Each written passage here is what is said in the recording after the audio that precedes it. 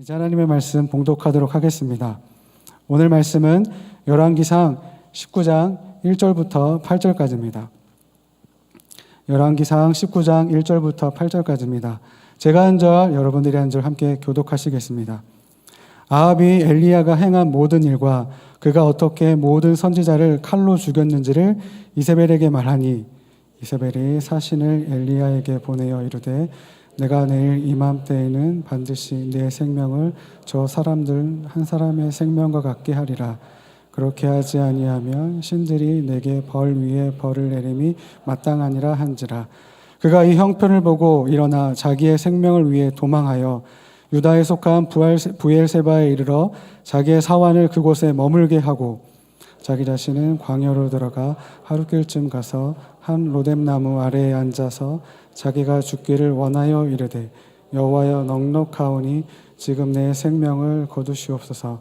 나는 내 조상들보다 낫지 못하였나이다 하고 로뎀나무 아래에 누워 자더니 천사가 그를 어루만지며 그에게 이르되 일어나서 먹으라 하는지라. 본즉 머리맡에 숯불에 구운 떡과 한 병 물이 있더라. 이에 먹고 마시고 다시 누웠더니 여호와의 천사가 또다시 와서 어루만지며 이르되 일어나 먹으라. 내가 갈 길을 다 가지 못할까 하노라 하는지라. 이에 일어나 먹고 마시고 그 음식물의 힘을 의지하여 40주 40야를 가서 하나님의 산 호렙에 이르니라. 아멘. 담임 목사님 나오셔서 말씀 전해주시겠습니다.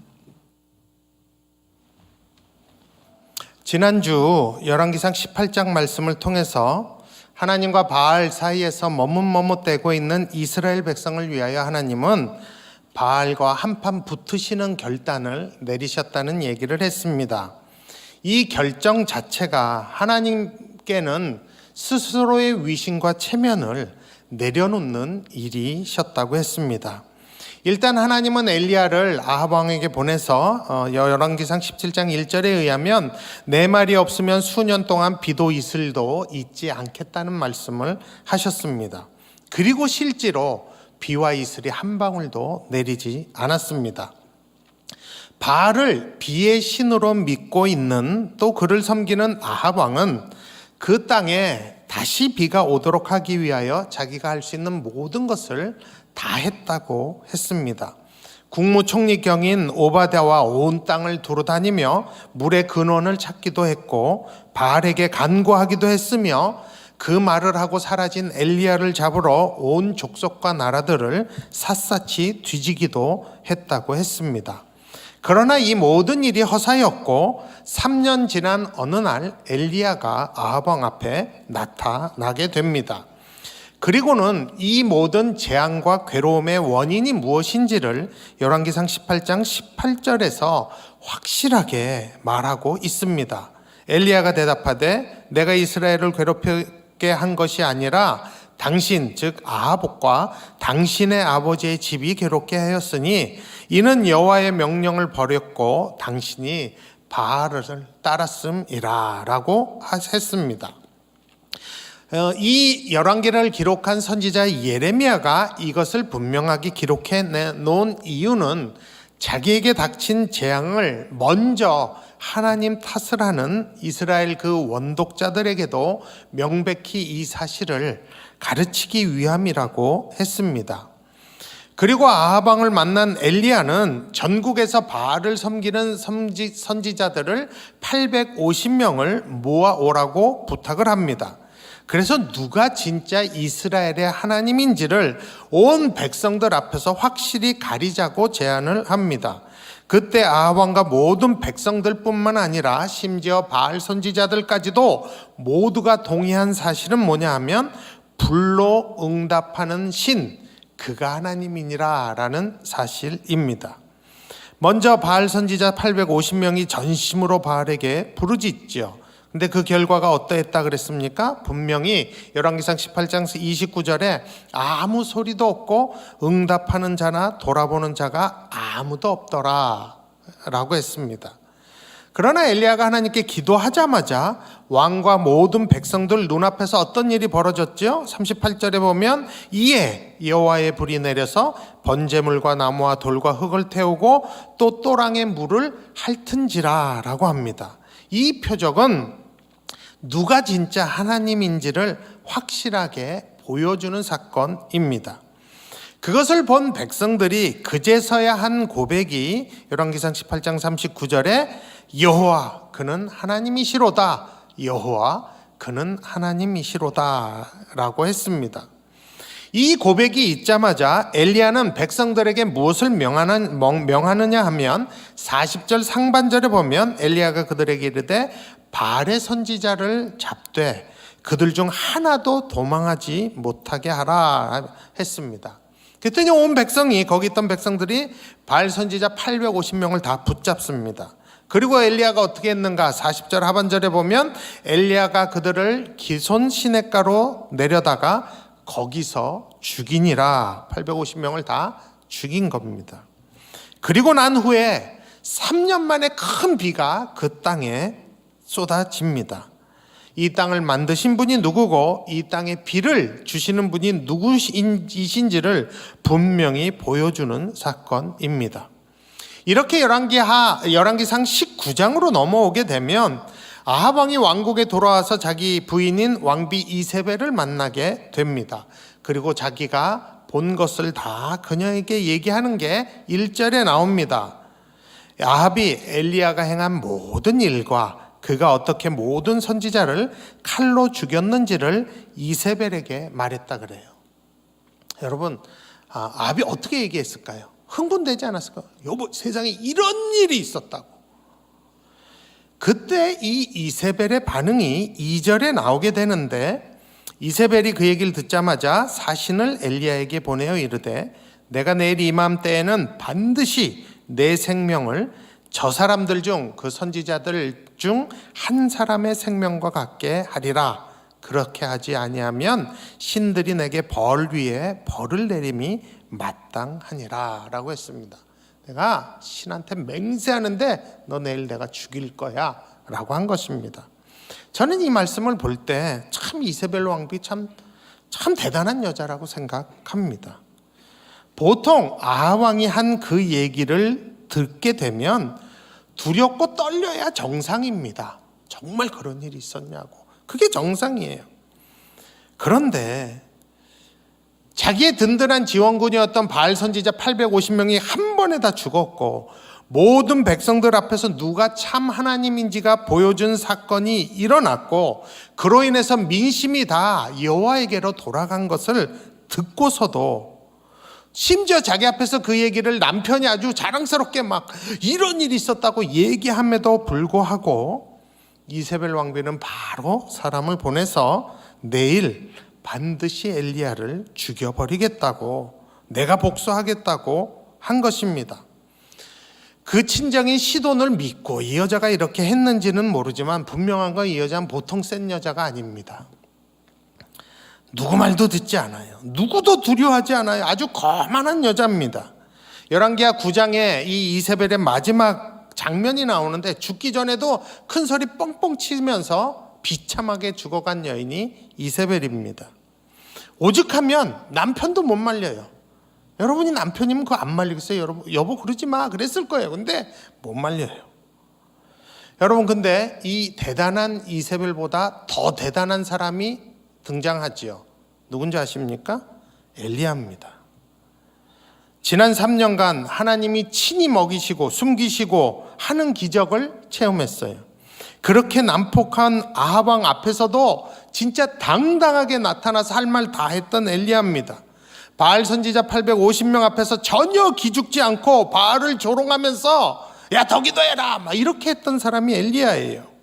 뿐만 아니라 모든 백성의 마음이 다 여호와께로 돌아선 것을 보고 자기 말 한마디에 그 바알의 선지자 850명을 다 백성들이 붙잡고 뭐 엘리야 혼자 850명 죽였을 거라고 생각하세요? 아니죠. 같이 죽이자고 같이 죽이고 진두지휘한 사람이 엘리야입니다.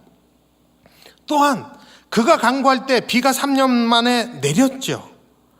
여호와의 능력이 성경에 임해서 아합 왕의 마차 앞에서 그 먼 거리를 말과 같은 속도로 달렸다고. 진짜 굉장한 런닝맨이죠.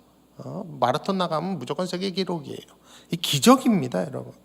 이것을 체험한 사람이 엘리야예요. 그런데 이세벨 왕비가 자기 죽이겠다고 협박했을 때 어떻게 했는가 이해가 안 돼요. 난 도대체. 열왕기상 19장 3절 상반절에 보면 그가 엘리야가 이 형편을 보고 일어나 자기 생명을 위해 도망했다고 합니다. 여러분들이 이해가 되십니까?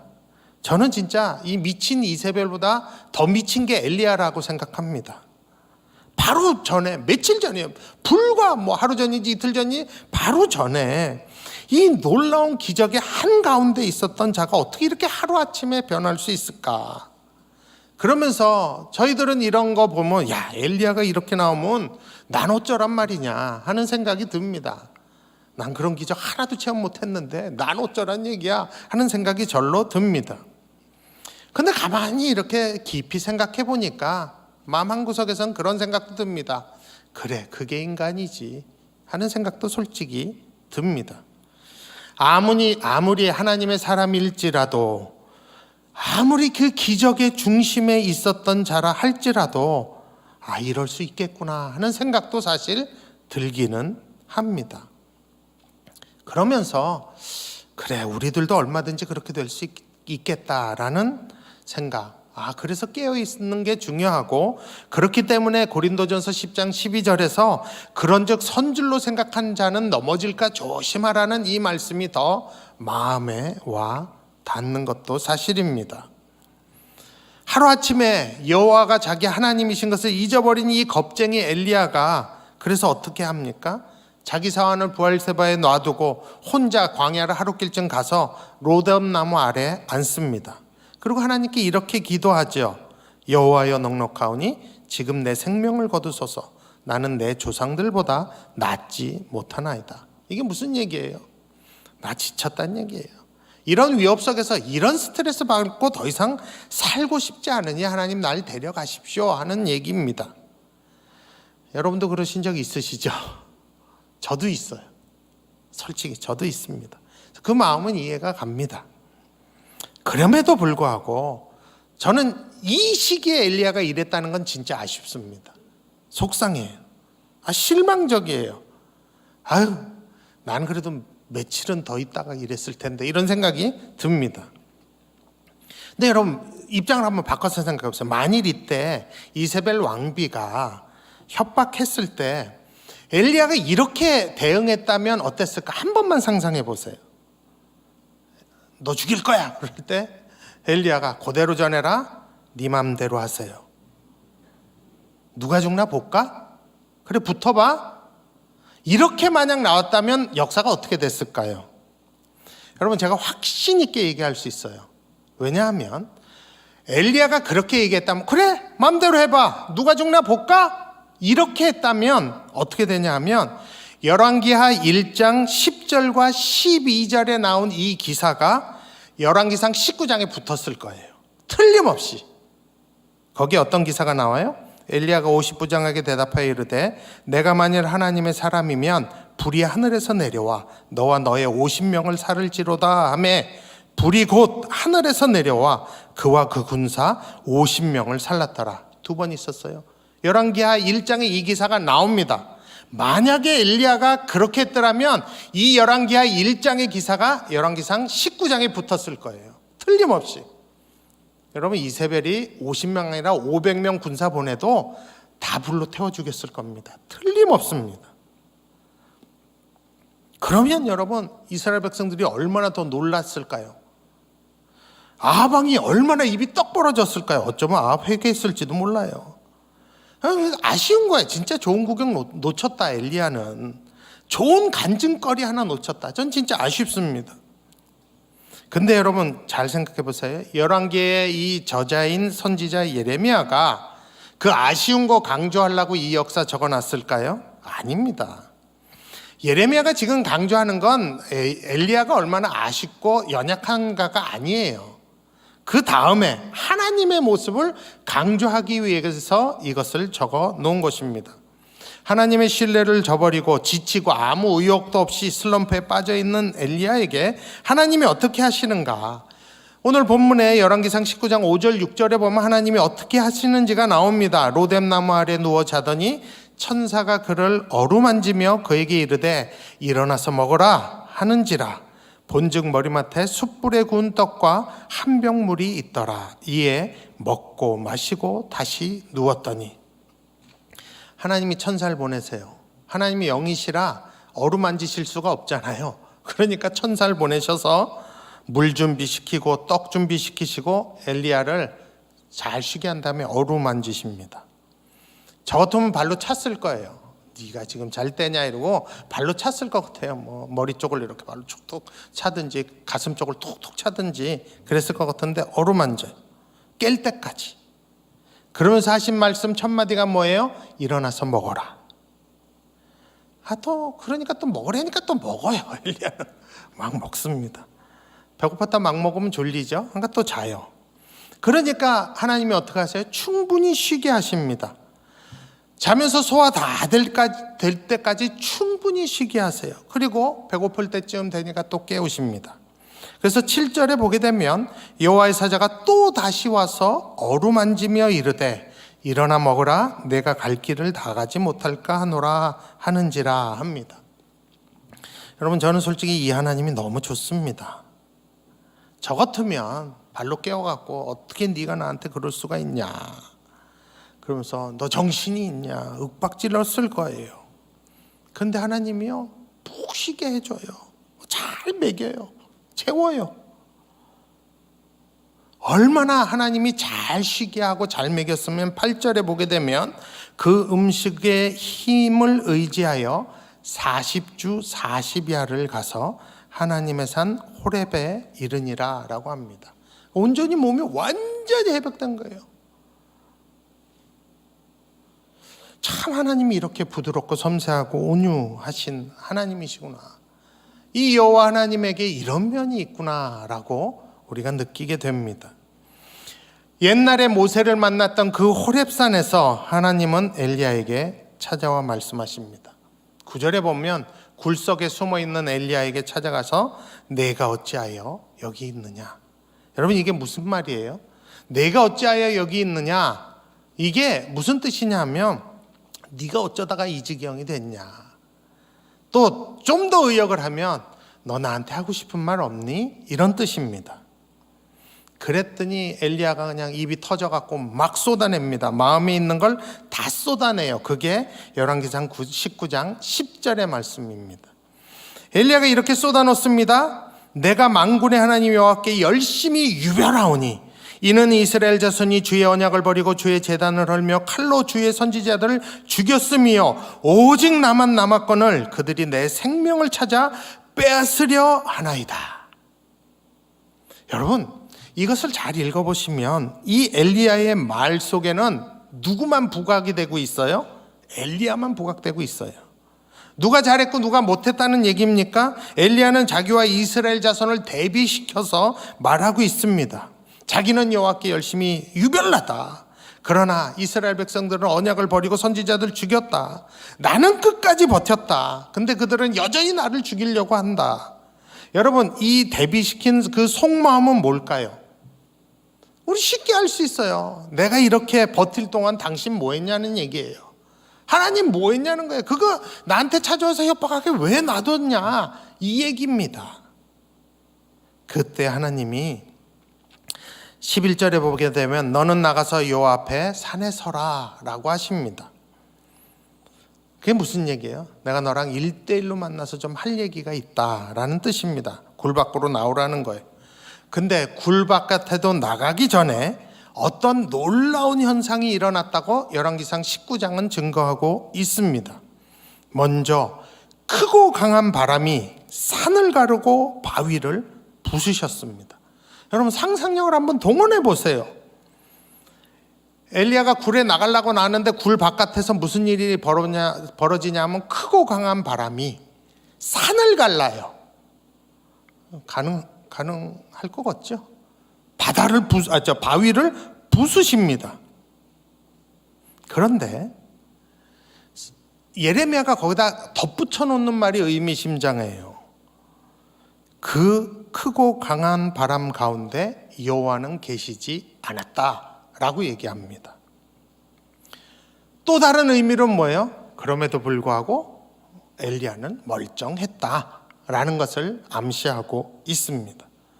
근데 그 바람이 지나간 후에는 지진이 옵니다. 여러분 지진 난 거 보셨어요? 땅 쩍쩍 갈라지고 상하로 좌우로 움직이면서 막 갈라지고 가라앉고 막 무너지고 그러죠. 그런데 그때에도 예레미야가 그걸 기록합니다. 그 지진 가운데에도 여호와는 계시지 않았다.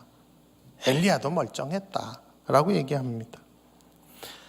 그러니까 그 지진과 바람도 어떤 현상일 뿐이지 사실은 그 안에 하나님이 바람도 하나님이 아니고 지진도 하나님이 아니란 얘기예요. 그리고 그 다음엔 불이 등장하죠. 불이 확 나옵니다. 여러분 그 당시에는 불이 나오면 그게 하나님이라 그랬어요. 하나님의 표시라고 했어요.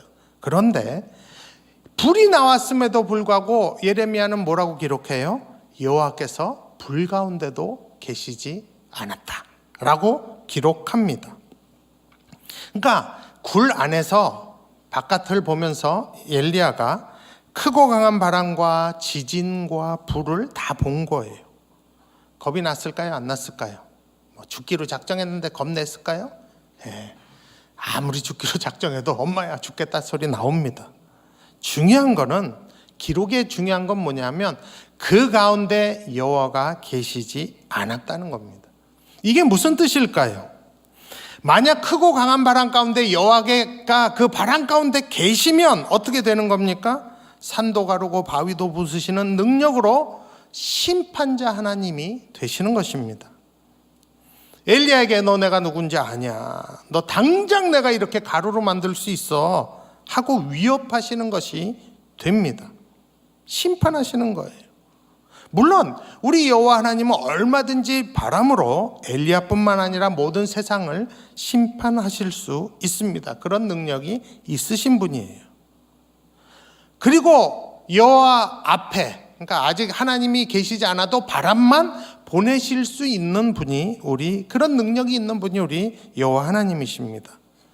그런데 그 바람 가운데 여호와가 안 계셨다는 것은 지금 엘리야를 심판하는 게 아니라는 뜻입니다. 엘리야 죽이고자 하는 게 아니라는 거예요. 불도 마찬가지고 지진도 마찬가지입니다. 심판자로 엘리야에게 나타나지 않으셨다는 뜻입니다. 그러면 여호와는 어디 계셨습니까? 12절 13절에 보면 불 후에 세미한 소리가 있었고 그 소리가 엘리야에게 임하셨다고 합니다. 그 세미한 소리 가운데서 하나님이 뭐라고 하십니까? 13절에 보게 되면 엘리야야 네가 어찌하여 여기 있느냐. 아까 굴 안에 있을 때 하나님이 물으셨던 똑같은 질문을 또 한 번 세미한 음성으로 하나님의 능력을 다 보여주고 나서 하신 것입니다. 그제서야 엘리야가 굴 바깥으로 나오죠. 그러면서 엘리야가 한 대답이 뭡니까? 똑같은 대답입니다. 내가 만군의 여호와께 열심히 유별하오니 이는 이스라엘 자손이 주의 언약을 버리고 주의 제단을 헐며 칼로 주의 선지자들을 죽였음이오며 오직 나만 남았거늘 그들이 내 생명을 찾아 빼앗으려 하나이다. 아직도 엘리야는 그렇게 생각하는 거예요. 아직도 내가 이렇게 버틸 동안 당신 뭐 했냐 이런 마음이 있는 거예요. 이런 능력을 갖고 진작 행했어야지 이런 마음이 있는 거예요. 그랬더니 하나님의 대답이 참 신기합니다. 어떠한 설득이나 변명이나 설명도 없이 하나님의 대답은 이거에 대한 하나님의 평은 뭐냐면 15절 16절에 보면 이렇게 얘기합니다. 너는 내 길을 돌이켜 광야를 통하여 다메섹으로 가서 이르거늘 하사엘에게 기름을 부어 아람의 왕이 되게 하고 또 너는 님시의 아들 예후에게 기름을 부어 이스라엘의 왕이 되게 하고 또 아벨모홀라 사밧의 아들 엘리사에게 기름을 부어 너를 대신하여 선지자가 되게 해라. 아람의 왕 세우고 이스라엘의 왕 세우고 너 후임자를 세우라 라고 사명을 주십니다. 여러분 우리가 한번 정리해보면 이렇게 하셨어요. 우리 하나님은 엘리야가 그렇게 배신하고 도망갔을 때 잘 쉬고 먹이셨어요. 그리고 호렙산으로 오게 하셔서 여호와가 어떤 분인지 보이셨습니다. 크고 강한 바람과 지진과 불이 여호와 앞에 있게 함으로 자신의 능력이 어떤가를 진짜 엘리야 한 사람만을 위해서 보여주셨어요. 그러나 분명한 것은 그 바람과 지진과 불 가운데 계시지 않고 세미한 소리로 임하셔서 여호와에게 말씀하십니다. 위협하시지 않고 부드럽게 얘기해요. 엘리야야, 내가 어찌하여 여기 있느냐. 그리고 또 그 뻔한 그 대답을 충분히 다 중간에 끊지 않고 들어주십니다. 그리고 나서 그에게 네가 앞으로 해야 할 사명이 무엇인지를 말씀하십니다. 하나님이 이 패역하고 악한 이스라엘을 어떻게 누구를 통해 심판하실지, 그 일에 네가 해야 할 몫이 무엇인지, 너에게 이런 사명이 있다고 말씀하신 것입니다. 그리고 마지막으로 한마디 툭 던지시죠. 18절에 보면, 열왕기상 19장 18절 우리 한번 같이 읽어볼까요? 같이 읽습니다. 그러나 내가 이스라엘 가운데 7,000명을 남기리니 다 바알에게 무릎 꿇지 아니하고 다 바알에게 입 맞추지 아니한 자니라. 여러분, 이 한마디에 엘리야가 무슨 생각을 했을 것 같습니까? 자기는 자기만 유일하게 남았다고 생각하고 있었어요. 확신하고 있었어요. 근데 하나님이 얘기하세요. 7,000명 더 있다고. 그러면 여러분, 엘리야 없어지면 쓰임 받을 가능성이 있는 사람이 몇 사람이 더 있다는 얘기예요? 7,000명이 더 있다는 거예요.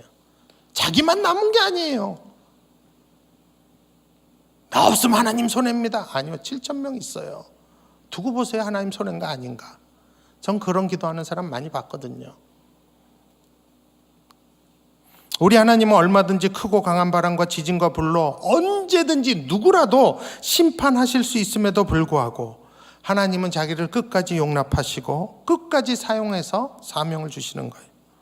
연약해 빠진 겁쟁이 자신을 여전히 쓰시겠다는 그 하나님의 사랑과 은혜에 감격스럽지 않을까요? 그 얘기 듣고 정말 감격하지 않았을까요? 여러분들도 혹시 연약한 가운데 있을 때 하나님의 사랑과 하나님의 계획, 또 하나님의 뜻 때문에 정말 감격해서 눈물을 흘리신 적이 있으신가요? 없으신가요? 저는 그 기억이 뚜렷이 있어요.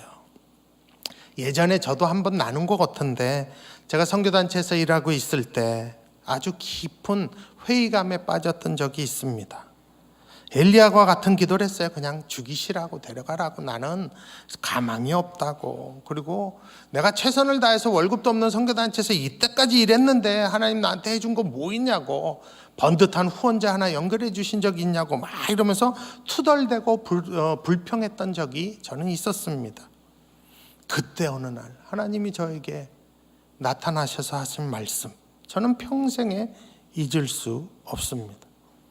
이제와 생각하면 진짜 하늘에서 불이 내려서 나를 태워도 저는 할 말 없어요. 그만큼 교만했고 그만큼 정말 하나님 알기로 우습게 알았던 때였습니다. 진짜 연약하고 비겁할 때였어요.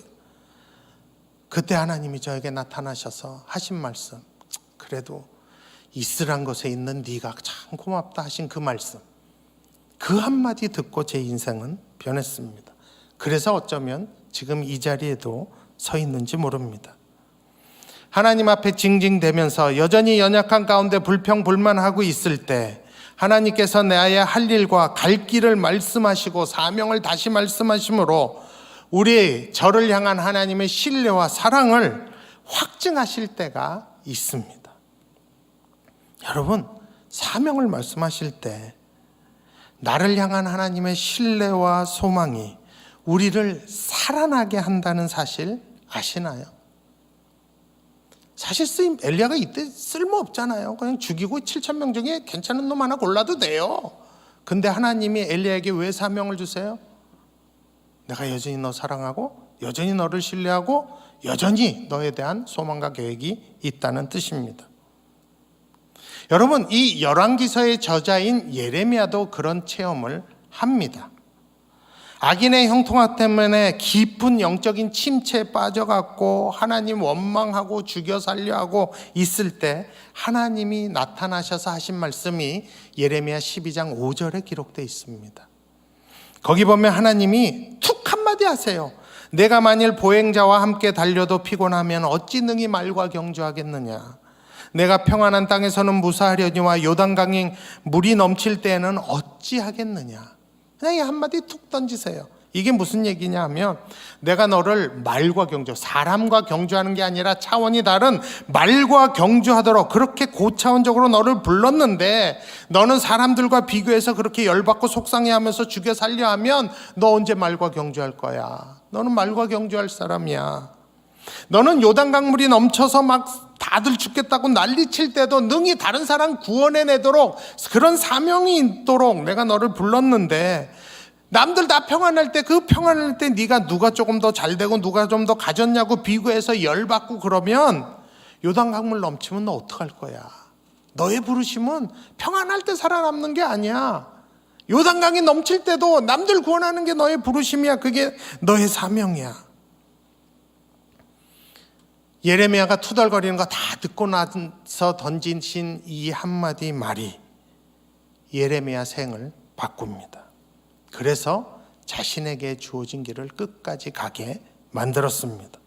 그러므로 열왕기서에 이 비슷한 엘리야 얘기를 하면서 예레미야가 공감할 수밖에 없죠. 나도 그런 적 있는데. 그러면서 원독자들에게 소망과 희망을 주는 겁니다. 여전히 여호와 하나님이 너희의 소망이다. 나라 망해도 여호와가 너희의 소망이다. 세상적으로는 다 망해버린 것 같지만 아직도 하나님께는 우리가 알지 못하는 구원의 계획이 반드시 있다. 그리고 너희들은 복의 근원으로서 해야 할 사명이 남겨져 있다. 여호와 하나님께서 엘리야를 어떻게 다시 일으키시고 계심을 증거함으로 말미암아 그 소망을 지금 주고 있는 것입니다. 여러분, 이 사건 이후로 실제로 엘리야는 다시는 이런 나약한 모습을 보이지 않습니다. 완전히 회복돼요. 그리고 자신에게 주신 사명을 향해 온전히 순종합니다. 어느 자리까지 갔어요? 죽음을 보지 않고 그냥 불병거 타고 올라가는 그 자리까지 간 아주 영광스러운 사람이 됐습니다. 자기의 주신 사명 다 하고 예후에게 기름 붓는 건 자기가 못하고 엘리사 시켜서 합니다. 사명 다 했어. 사명의 길을 끝까지 간 겁니다. 오늘 이 사건을 통해서 하나님은 원독자들 뿐만 아니라 우리에게도 지금 말씀하고 계신 겁니다.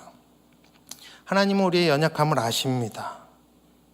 우리 하나님은 우리가 아무리 연약해도 우리를 참 무례하거나 폭력적으로 성급하게 막 다루지 않으십니다. 충분히 쉬도록 먹이시고 우리에게 다 들어주시고 하나님의 능력과 사랑을 보여주십니다. 그리고 우리에게 다시 사명을 말씀하십니다. 그러면 다시 일어날 거 알기 때문에 여러분, 이분이 우리의 하나님 여호와이십니다.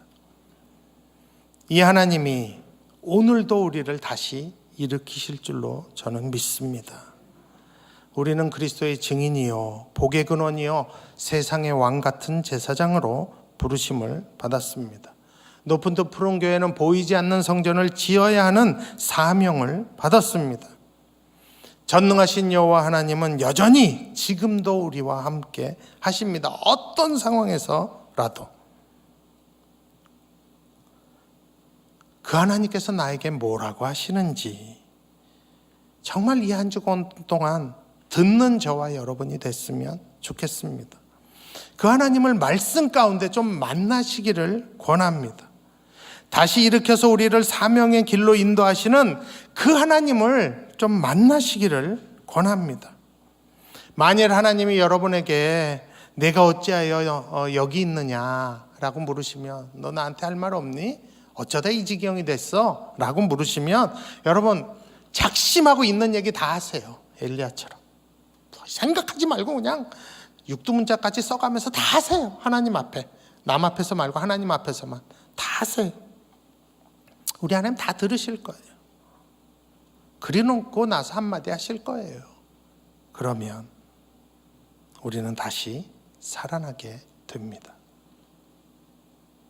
여러분, 이 한 주간이 다시 일어서는 한 주간이 되기를 원합니다. 우리 하나님을 기대합시다.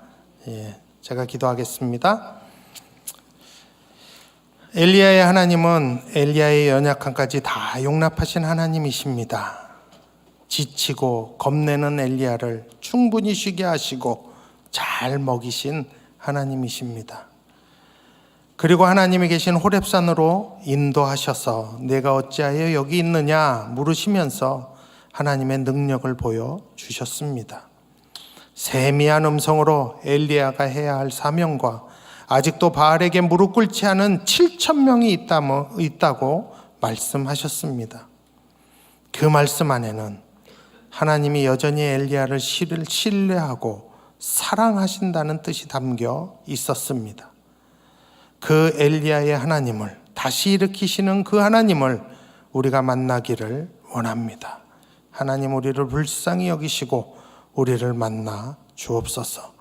우리를 다시 일으키셔서 그리스도의 증인으로 왕같은 제사장으로 살게 하옵소서. 또한 높은 뜻 푸른 교회가 계속 보이지 않는 성전 지어가게 해 주옵소서. 엘리야의 하나님을 신뢰합니다. 우리가 그 하나님을 우리의 주인으로 모시고 사랑합니다.